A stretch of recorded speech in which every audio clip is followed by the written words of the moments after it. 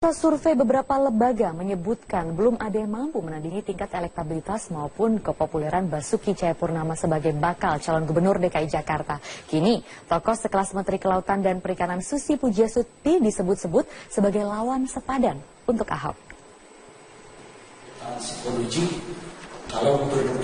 Dalam diskusi publik bertema mencari alternatif selain Ahok di Pilkada DKI Jakarta yang berlangsung di kantor para sindiket Kebayoran Baru Jakarta Selatan membuktikan bahwa saat ini nama Basuki Cahayapurnama atau Ahok masih terdepan dalam lembaga survei.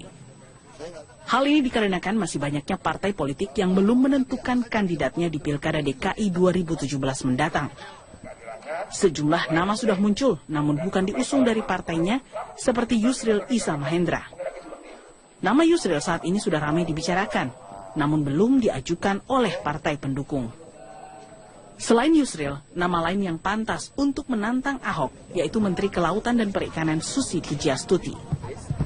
Susi dinilai layak karena keberaniannya dan dianggap jujur. Ahok itu tegas, Ahok itu punya keberanian, Ahok itu orangnya keras dan kebijakannya itu kan tidak bisa kompromi. Cari yang memiliki keberanian yang sama. Contohnya Susi misalnya. Susi itu memiliki keberanian yang sama, bahkan kerap kali berseberangan dengan yang di atas kan. Nah, itulah akhirnya terjadi sebuah kompetisi. Lain sekarang ini justru partai-partai gagap karena partai-partai ini feodal dan partai tidak mampu membaca suatu perubahan zaman. Diskusi yang dihadiri sejumlah tokoh seperti Romo Beni Susetio dan Ray Rangkuti ini memperkirakan akan sulit bagi partai besar untuk menandingi Ahok jika dalam waktu dekat tidak menentukan calon kandidatnya. Dari Jakarta, Fahir Malfahim, Metro TV. Besaran korupsi seperti kita ketahui sebelumnya dan juga gencar di pemerintahan Metro TV terkait OTT atau operasi tangkap tangan yang dilakukan KPK Kamis malam kemarin, di mana anggota DPRD DKI Jakarta Muhammad Sanusi ditangkap penyidik KPK pada Jumat kemarin dini hari, di mana akhirnya DPP Gerindra angkat bicara mengenai kabar OTT KPK terhadap kadernya M. Sanusi. Nah, Wakil Ketua Umum Gerindra Sufmi Dasko Ahmad menyatakan jika terindikasi korupsi maka tindakan tegas partai tentunya akan diambil. Kita akan lihat dulu beberapa headline pemberitaan terkait OTT anggota DPRD DKI yang dimana KPK juga mengamankan sejumlah barang bukti begitu, dan Ketua Komisi DPRD DKI Jakarta M. Sanusi ini tentunya ikut ditangkap dalam OTT yang dilakukan KPK hari Jumat malam kemarin. Dan kita lihat dulu juga respon dari para netizen. Iya, kita lihat respon dari para netizen. Vanessa C, ini si MS belum jadi nyalonin diri gubernur DKI, udah kena OTT KPK. Malu sama omongan keluar-keluar syariat Islam di Jakarta, tapi situ korupsi. Oke, terima kasih Vanessa. Lalu juga ada Rustam Ibrahim, Ahok tidak perlu kasih komentar apapun soal penangkapan anggota DPRD DKI Sanusi. Fokus kinerja dan elektabilitas akan semakin meningkat. Lalu kita akan lihat juga respon-respon lainnya dari para netizen dari @WJB.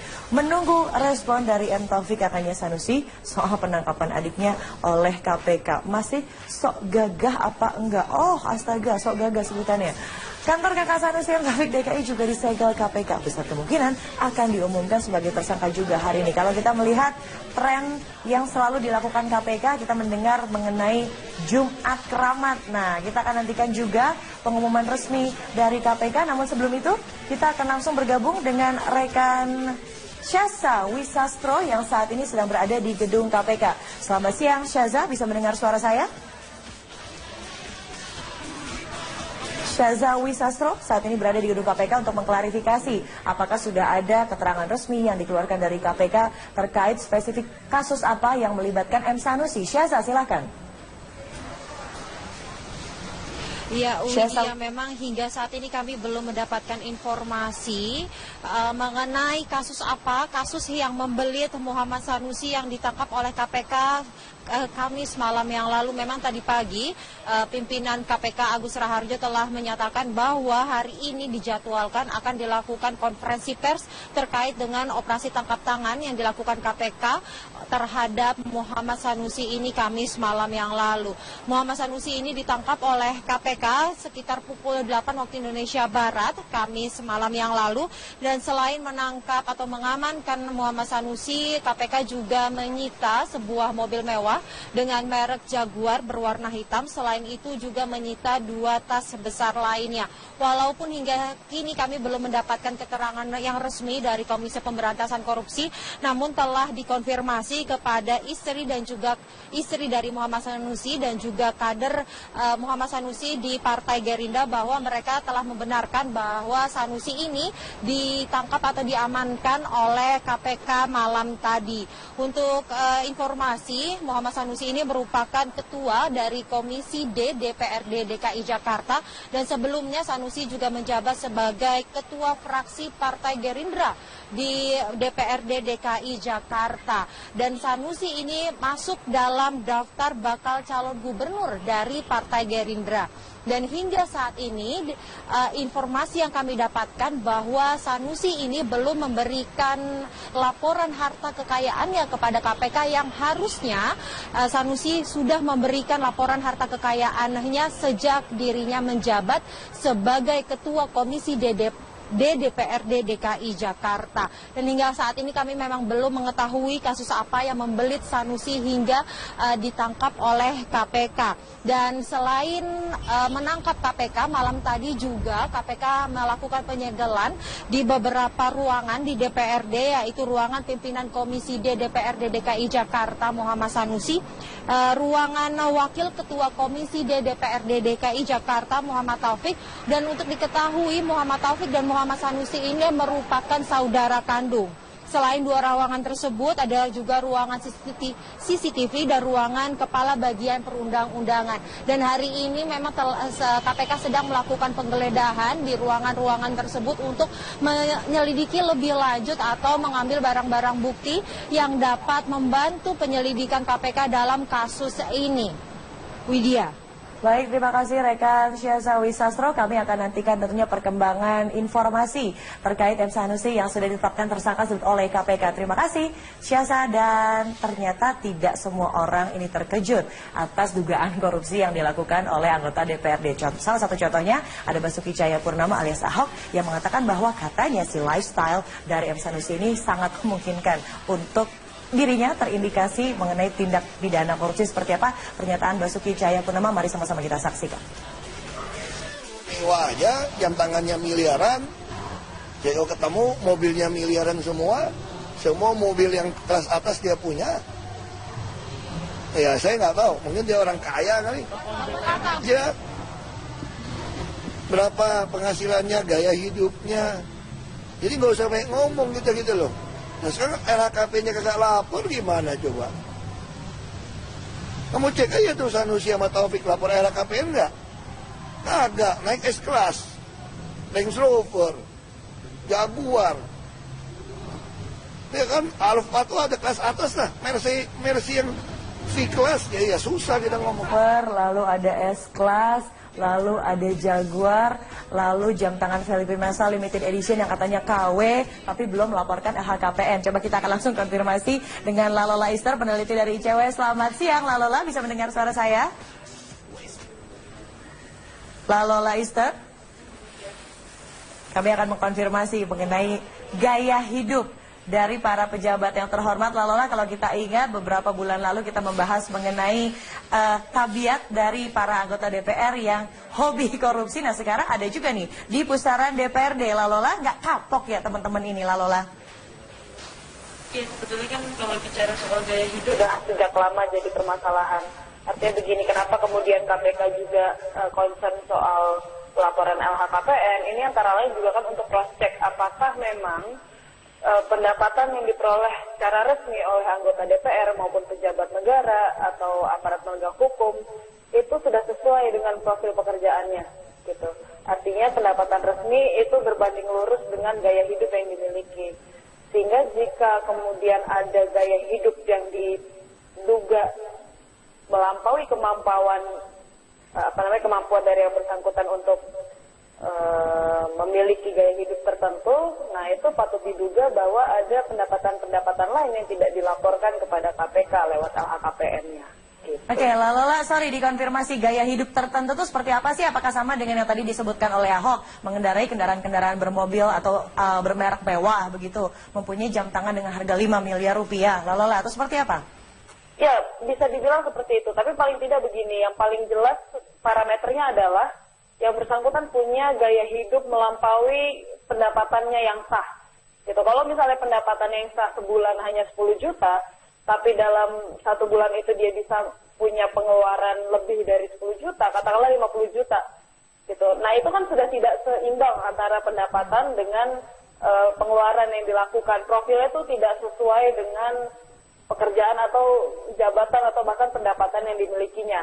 Nah, jika itu sudah dilampaui, naik itu kita patut menduga bahwa ada pendapatan atau penghasilan lain yang patut diduga juga berasal dari sesuatu yang tidak sah atau dari hal yang tidak dilaporkan dalam LHKPN-nya. Nah, baik Lalola, ini juga mungkin yang menjadi salah satu alasan tidak segera untuk melapor ke LHKPN. Padahal kita ketahui ada 4 periode dalam jabatan tertentu seorang pejabat untuk wajib melaporkan LHKPN. Atau jangan-jangan sekarang kita sudah bisa mencari pola. Ini teman-teman yang bandel, yang susah untuk melaporkan LHKPN harusnya diperiksa saja. Begitu tuh seperti apa Lalola?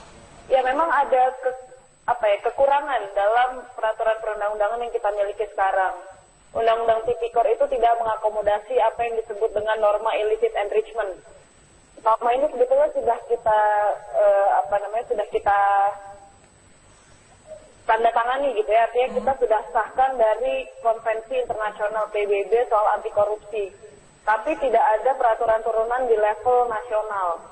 Apa sih kepentingannya norma illicit enrichment ini? Sebetulnya bisa menjerat orang-orang yang punya profil kekayaan di luar kewajaran, gitu ya. Di luar kewajaran ini seperti yang sudah saya sampaikan tadi, bahwa ada profil pendapatan yang tidak sesuai dengan profil pengeluaran atau gaya hidupnya, gitu. Nah, memang ada kesulitan karena kita tidak punya pasal yang mengatur soal norma ini, sehingga kita tidak bisa serta-merta memeriksa orang-orang yang tanda kutip punya kekayaan melampaui kemampuannya, gitu.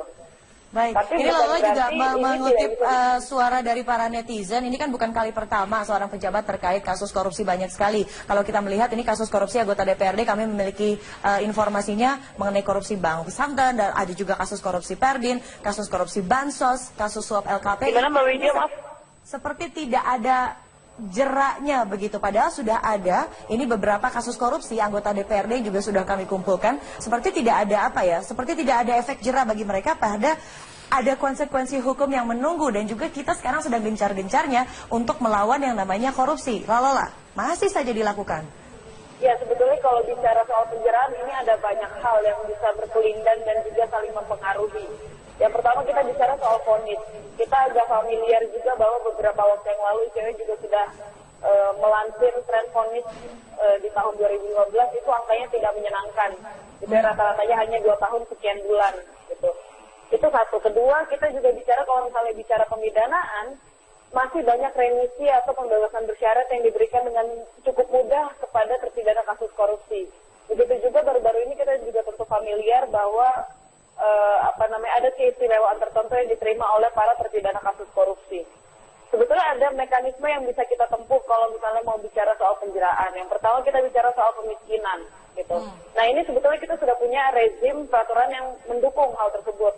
Antara lain untuk undang-undang tindak pidana pencucian uang, gitu. Sebetulnya kita berharap bahwa bukan hanya KPK, tapi juga penegak hukum lain untuk menerapkan undang-undang Tipikor dan TPPU secara tandem, gitu.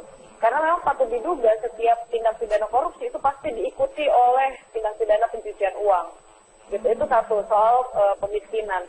Karena kami khawatir kalau hanya pidana badan, ini kan kalau nanti para terpidana itu keluar dari lapas, mereka masih akan punya kekayaan yang bisa mereka jadikan tumpuan hidup, gitu. Pun ketika mereka tidak lagi menjabat jabatan tertentu baik di bidang publik maupun privat. Gitu. Nah, sebetulnya wacana soal pemiskinan ini sepatutnya sudah harus digarap dengan serius gitu ya, terutama oleh penegak hukum. Jadi ini Anda juga menganggap penegak hukum masih belum menunjukkan keseriusan dan juga komitmen untuk memberantas korupsi, begitu apalagi di kalangan para pejabat ya, Lalola? Ister, terima kasih peneliti ICW sudah bergabung dan juga memaparkan beberapa kasus yang ternyata membuat kita tercengang kembali mengenai kelakuan-kelakuan Dewan Rakyat yang terhormat. Terima kasih, Lalola, selamat kembali menjalani aktivitas Anda. Dan pemirsa Netizen News masih akan kembali dengan topik kedua mengenai pungli di pemakaman DKI Jakarta. Benarkah sepertimu? Temukan jawabannya sesaat lagi, tetap bersama kami. Teman-teman. Sementara itu, Gubernur DKI Jakarta menganggap tidak aneh dengan tertangkapnya anggota DPRD DKI Jakarta M. Sanusi dalam operasi tangkap tangan KPK. Ahok menilai Sanusi tidak pernah melaporkan harta kekayaannya dan juga Sanusi diketahui selalu bergaya hidup mewah. Hidupnya mewah aja, jam tangannya miliaran, saya ketemu mobilnya miliaran semua mobil yang kelas atas dia punya. Ya saya nggak tahu, mungkin dia orang kaya kali. Ya. Berapa penghasilannya, gaya hidupnya. Jadi nggak usah banyak ngomong kita gitu loh. Nah sekarang LHKP-nya kagak lapor gimana coba? Kamu cek aja tuh Sanusi sama Taufik lapor LHKP enggak? Kagak, naik S-Class, Range Rover, Jaguar. Ya kan, Alfa tuh ada kelas atas lah. Mercy yang V-Class, ya susah kita ngomong.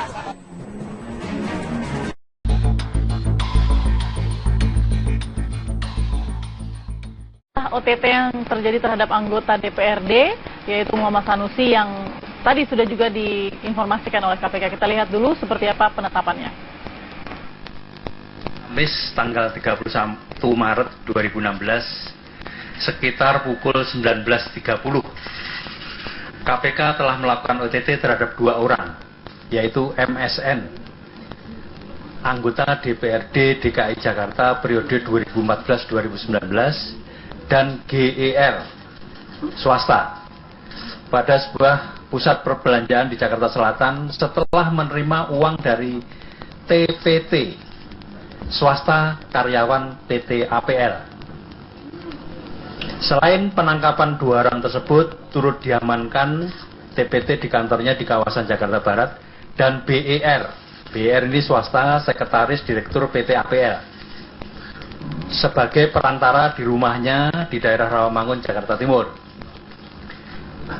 GER menjadi perantara untuk memberikan uang atau hadiah untuk penyelenggara negara yang mewakilinya terkait pembahasan Raperda tentang rencana zonasi wilayah pesisir dan pulau-pulau kecil Provinsi Jakarta tahun 2015-2035. Dan Raperda tentang rencana tata ruang kawasan strategis pantai Jakarta Utara. KPK telah menetapkan 3 orang sebagai tersangka, yaitu 1. MSN sebagai penerima, yang kita tetapkan sebagai tersangka berikutnya adalah AWJ, Presiden Direktur PT APL. Sampaikan tadi bahwa ada profil pendapatan yang tidak sesuai dengan profil pengeluaran atau gaya hidupnya. Gitu. Nah, memang ada kesulitan karena kita tidak punya pasal yang mengatur soal norma ini, sehingga kita tidak bisa serta-merta memeriksa orang-orang yang tanda kutip punya kekayaan melampaui kemampuannya, gitu. Baik, Tapi ini Lalola juga berarti mengutip suara dari para netizen. Ini kan bukan kali pertama seorang pejabat terkait kasus korupsi banyak sekali. Kalau kita melihat ini kasus korupsi anggota DPRD, kami memiliki informasinya mengenai korupsi bank pesantren, dan ada juga kasus korupsi Perdin, kasus korupsi Bansos, kasus suap LKP. Gimana Mbak Widya, maaf? Seperti tidak ada jeraknya begitu, padahal sudah ada ini beberapa kasus korupsi anggota DPRD juga sudah kami kumpulkan, seperti tidak ada seperti tidak ada efek jera bagi mereka, pada ada konsekuensi hukum yang menunggu, dan juga kita sekarang sedang gencar-gencarnya untuk melawan yang namanya korupsi. Lalola, masih saja dilakukan. Ya, sebetulnya kalau bicara soal penjeraan ini ada banyak hal yang bisa berkelindan dan juga saling mempengaruhi. Yang pertama kita bicara soal vonis. Kita agak familiar juga bahwa beberapa waktu yang lalu ICW juga sudah melansir tren vonis di tahun 2015, itu angkanya tidak menyenangkan. Itu rata-ratanya hanya 2 tahun sekian bulan gitu. Itu satu. Kedua, kita juga bicara kalau misalnya bicara pemidanaan, masih banyak remisi atau pembebasan bersyarat yang diberikan dengan cukup mudah kepada terpidana kasus korupsi. Begitu juga baru-baru ini kita juga tentu familiar bahwa ada keistimewaan tertentu yang diterima oleh para terpidana kasus korupsi. Sebetulnya ada mekanisme yang bisa kita tempuh kalau misalnya mau bicara soal penjeraan. Yang pertama kita bicara soal pemiskinan. gitu. Nah ini sebetulnya kita sudah punya rezim peraturan yang mendukung hal tersebut, antara lain untuk undang-undang tindak pidana pencucian uang gitu. Sebetulnya kita berharap bahwa bukan hanya KPK tapi juga penegak hukum lain untuk menerapkan undang-undang tipikor dan TPPU secara tandem gitu. Karena memang patut diduga setiap tindak pidana korupsi itu pasti diikuti oleh tindak pidana pencucian uang. Gitu. Itu satu soal pemiskinan. Karena kami khawatir kalau hanya pidana badan, ini kan kalau nanti para terpidana itu keluar dari lapas, mereka masih akan punya kekayaan yang bisa mereka jadikan tumpuan hidup, gitu. Pun ketika mereka tidak lagi menjabat jabatan tertentu baik di bidang publik maupun privat, gitu. Nah, sebetulnya wacana soal pemiskinan ini sepatutnya sudah harus digarap dengan serius, gitu ya, terutama oleh penegak hukum. Jadi intinya Anda juga menganggap penegak hukum masih belum menunjukkan keseriusan dan juga komitmen untuk memberantas korupsi, begitu apalagi di kalangan para pejabat ya. Lalola, Ister, terima kasih peneliti ICW sudah bergabung dan juga memaparkan beberapa kasus yang ternyata membuat kita tercengang kembali mengenai kelakuan-kelakuan Dewan Rakyat yang terhormat. Terima kasih. Memberikan laporan harta kekayaannya kepada KPK yang harusnya Sanusi sudah memberikan laporan harta kekayaannya sejak dirinya menjabat sebagai Ketua Komisi DPRD DKI Jakarta. Dan hingga saat ini kami memang belum mengetahui kasus apa yang membelit Sanusi hingga ditangkap oleh KPK. Dan selain menangkap KPK, malam tadi juga KPK melakukan penyegelan di beberapa ruangan di DPRD, yaitu ruangan pimpinan Komisi DPRD DKI Jakarta Muhammad Sanusi, ruangan Wakil Ketua Komisi DPRD DKI Jakarta Muhammad Taufik, dan untuk diketahui Muhammad Taufik dan Muhammad Sanusi ini merupakan saudara kandung. Selain dua ruangan tersebut, ada juga ruangan CCTV dan ruangan Kepala Bagian Perundang-undangan. Dan hari ini memang KPK sedang melakukan penggeledahan di ruangan-ruangan tersebut untuk menyelidiki lebih lanjut atau mengambil barang-barang bukti yang dapat membantu penyelidikan KPK dalam kasus ini. Widya. Baik, terima kasih rekan Syaza Wisastro. Kami akan nantikan tentunya perkembangan informasi terkait M. Sanusi yang sudah ditetapkan tersangka oleh KPK. Terima kasih Syaza, dan ternyata tidak semua orang ini terkejut atas dugaan korupsi yang dilakukan oleh anggota DPRD. Salah satu contohnya ada Basuki Cahayapurnama alias Ahok yang mengatakan bahwa katanya si lifestyle dari M. Sanusi ini sangat memungkinkan untuk dirinya terindikasi mengenai tindak pidana korupsi. Seperti apa pernyataan Basuki Cahayapurnama? Mari sama-sama kita saksikan. Mewah aja, jam tangannya miliaran, CEO ketemu mobilnya miliaran semua mobil yang kelas atas dia punya. Ya saya nggak tahu, mungkin dia orang kaya kali. Ya, berapa penghasilannya, gaya hidupnya. Jadi nggak usah banyak ngomong gitu loh. Nah sekarang LHKP-nya kagak lapor, gimana coba? Kamu cek aja tuh Sanusi sama Taufik lapor LHKP enggak? Kagak, naik S-Class, Range Rover, Jaguar. Ya kan, Alfa tuh ada kelas atas lah, Mercy yang V-Class, ya susah kita ngomong. Lalu ada S-Class, lalu ada Jaguar, lalu jam tangan Felipe Massa limited edition yang katanya KW tapi belum melaporkan LHKPN. Coba kita akan langsung konfirmasi dengan Lalola Ister, peneliti dari ICW. Selamat siang Lalola, bisa mendengar suara saya? Lalola Ister, kami akan mengkonfirmasi mengenai gaya hidup dari para pejabat yang terhormat. Lalola, kalau kita ingat beberapa bulan lalu kita membahas mengenai tabiat dari para anggota DPR yang hobi korupsi. Nah sekarang ada juga survei beberapa lembaga menyebutkan belum ada yang mampu menandingi tingkat elektabilitas maupun kepopuleran Basuki Cahayapurnama sebagai bakal calon gubernur DKI Jakarta. Kini tokoh sekelas Menteri Kelautan dan Perikanan Susi Pujiastuti disebut-sebut sebagai lawan sepadan untuk Ahok. Dalam diskusi publik bertema mencari alternatif selain Ahok di Pilkada DKI Jakarta yang berlangsung di kantor para sindiket Kebayoran Baru Jakarta Selatan membuktikan bahwa saat ini nama Basuki Cahayapurnama atau Ahok masih terdepan dalam lembaga survei. Hal ini dikarenakan masih banyaknya partai politik yang belum menentukan kandidatnya di Pilkada DKI 2017 mendatang. Sejumlah nama sudah muncul, namun bukan diusung dari partainya, seperti Yusril Issa Mahendra. Nama Yusril saat ini sudah ramai dibicarakan, namun belum diajukan oleh partai pendukung. Selain Yusril, nama lain yang pantas untuk menantang Ahok yaitu Menteri Kelautan dan Perikanan Susi Pujiastuti. Susi dinilai layak karena keberaniannya dan dianggap jujur.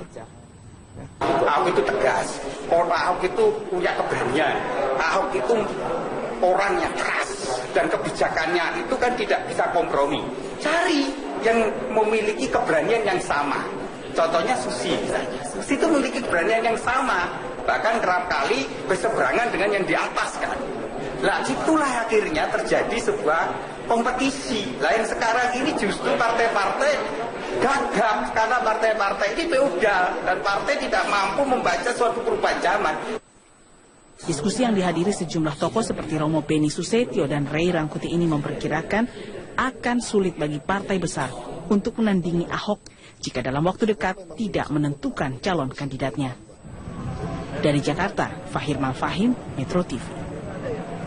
Besaran korupsi seperti kita ketahui sebelumnya dan juga gencar di pemerintahan Metro TV terkait OTT atau operasi tangkap tangan yang dilakukan KPK Kamis malam kemarin, di mana anggota DPRD DKI Jakarta Muhammad Sanusi ditangkap penyidik KPK pada Jumat kemarin dini hari, di mana akhirnya DPP Gerindra angkat bicara mengenai kabar OTT KPK terhadap kadernya M. Sanusi. Nah, Wakil Ketua Umum Gerindra Sufmi Dasko Ahmad menyatakan jika terindikasi korupsi maka tindakan tegas partai tentunya akan diambil. Kita akan lihat dulu beberapa headline pemberitaan terkait OTT anggota DPRD DKI yang dimana KPK juga mengamankan sejumlah barang bukti begitu, dan Ketua Komisi DPRD DKI Jakarta M. Sanusi ini tentunya ikut ditangkap dalam OTT yang dilakukan KPK hari Jumat malam kemarin.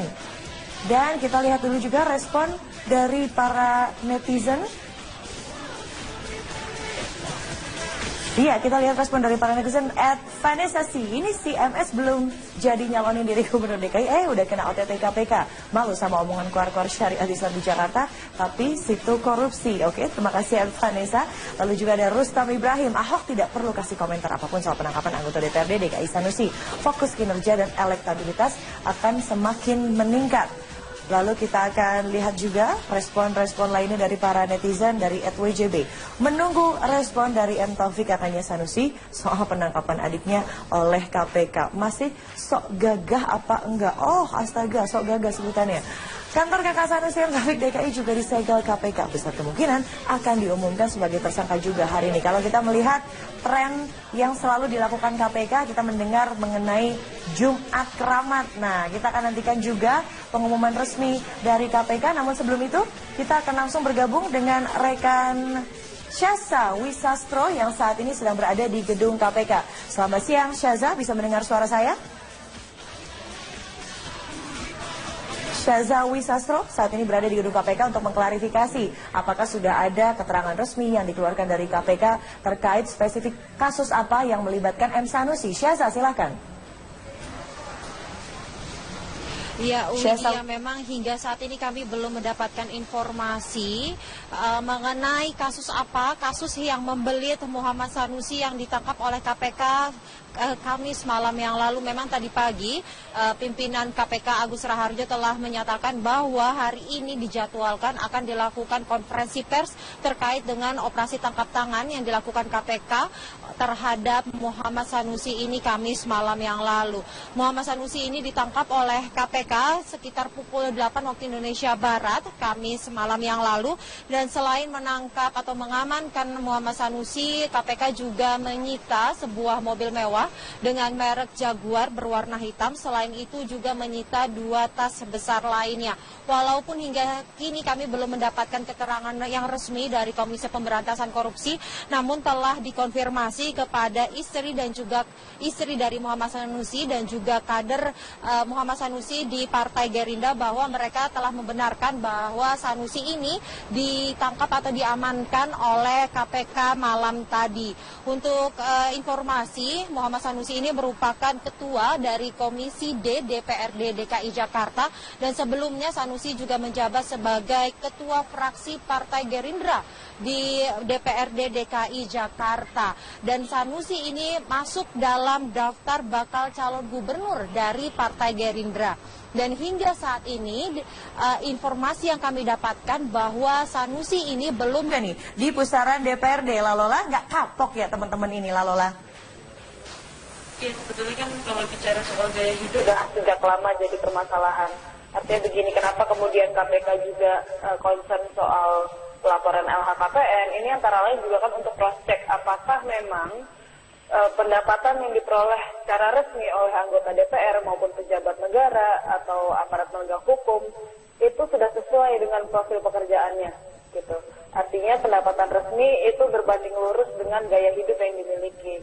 Sehingga jika kemudian ada gaya hidup yang diduga melampaui kemampuan dari yang bersangkutan untuk memiliki gaya hidup tertentu, nah itu patut diduga bahwa ada pendapatan-pendapatan lain yang tidak dilaporkan kepada KPK lewat LHKPN-nya. Gitu. Oke, Lalola, sorry, dikonfirmasi gaya hidup tertentu itu seperti apa sih? Apakah sama dengan yang tadi disebutkan oleh Ahok, mengendarai kendaraan-kendaraan bermobil atau bermerek mewah begitu, mempunyai jam tangan dengan harga 5 miliar rupiah, Lalola, atau seperti apa? Ya, bisa dibilang seperti itu, tapi paling tidak begini, yang paling jelas parameternya adalah yang bersangkutan punya gaya hidup melampaui pendapatannya yang sah. Gitu. Kalau misalnya pendapatannya yang sah sebulan hanya 10 juta, tapi dalam 1 bulan itu dia bisa punya pengeluaran lebih dari 10 juta, katakanlah 50 juta. Gitu. Nah, itu kan sudah tidak seimbang antara pendapatan dengan pengeluaran yang dilakukan. Profilnya itu tidak sesuai dengan pekerjaan atau jabatan atau bahkan pendapatan yang dimilikinya. Nah, jika itu sudah dilampaui, nah itu kita patut menduga bahwa ada pendapatan atau penghasilan lain yang patut diduga juga berasal dari sesuatu yang tidak sah atau dari hal yang tidak dilaporkan dalam LHKPN-nya. Nah, baik, Lalola, ini juga mungkin yang menjadi salah satu alasan tidak segera untuk melapor ke LHKPN. Padahal kita ketahui ada 4 periode dalam jabatan tertentu seorang pejabat untuk wajib melaporkan LHKPN. Atau jangan-jangan sekarang kita sudah bisa mencari pola. Ini teman-teman yang bandel, yang susah untuk melaporkan LHKPN harusnya diperiksa saja, begitu atau seperti apa, Lalola? Ya, memang ada kekurangan dalam peraturan perundang-undangan yang kita miliki sekarang. Undang-undang Tipikor itu tidak mengakomodasi apa yang disebut dengan norma illicit enrichment. Norma ini sebetulnya sudah kita sudah kita tanda tangani gitu ya, artinya kita sudah sahkan dari Konvensi Internasional PBB soal anti korupsi. Tapi tidak ada peraturan turunan di level nasional. Apa sih kepentingannya norma illicit enrichment ini? Sebetulnya bisa menjerat orang-orang yang punya profil kekayaan di luar kewajaran, gitu ya. Di luar kewajaran ini seperti yang sudah saya sampaikan.